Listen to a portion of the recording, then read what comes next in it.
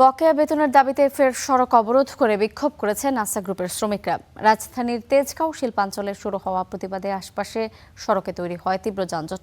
ভোগান্তিতে পড়েন অফিসগামী এবং জরুরি প্রয়োজনে বের হওয়া মানুষ। বিক্ষোভের এক পর্যায়ে চলতি মাসের ২০ তারিখের মধ্যে দাবি মেটানো আশ্বাস দিয়েছে নাসা কর্তৃপক্ষ। সকাল ৯:৩০টার পর রাজধানীর তেজগাঁও শিল্পাঞ্চলে শুরু হয় শ্রমিকদের বিক্ষোভ।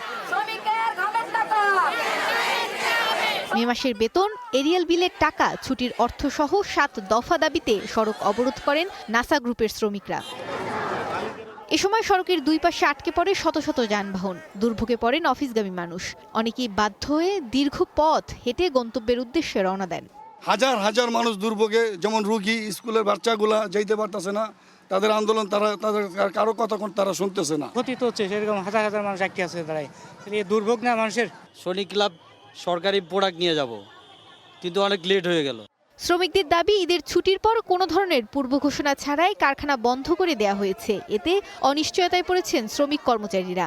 ১৩ তারিখে আসছি, 15 তারিখে বলছে তোমরা 16 তারিখে আসছো, তোমাদের একটা সমাধান দিব।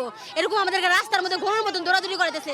আমাদের কি কোনো সমাধান নাই? গেছে মাস দেয়, এই মাসের আবার 16 তারিখ হয়ে গেছে। তাহলে আমাদেরকে চাকরি বাকরি নিতে হবে না?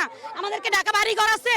আমাদের চাওয়া পাওয়া, আমাদের ছুটির টাকা, বেতন এবং আমাদের যেই বেসিক আছে, বেসিকের টাকা দিয়েছি। আমাদের অফিস বন্ধ করে দিবে না খুলে দিবে, তার ব্যক্তিগত ব্যাপার। আমাদের যে দাবি আছে ওই দাবি আমাদের বুঝাই দেখ, আমরা রাজপথ ছাইড়া দিব। ২.৫ ঘন্টা পর প্রতিবাদ ও ক্ষোভ নিরসনে চলতি মাসের ২০ তারিখের মধ্যে সমাধানের আশ্বাস জানায় নাসা গ্রুপ কর্তৃপক্ষ। স্যার আসার পরে আপনাদের এই বিষয়টা সর্বোচ্চ গুরুত্ব দিয়ে দেখে স্যার আশ্বস্ত করছে যে একটা সমাধান ২০ তারিখের ভিতরে স্যার দিবে বলে আমাকে জানাইছে। বেলা 12:30টার দিকে সড়ক থেকে আন্দোলনকারীদের সরিয়ে দেয় পুলিশ। এর আগেও বেতন ভাতার দাবিতে বেশ কয়েকবার সড়কে নেমেছে নাসা গ্রুপের শ্রমিকরা।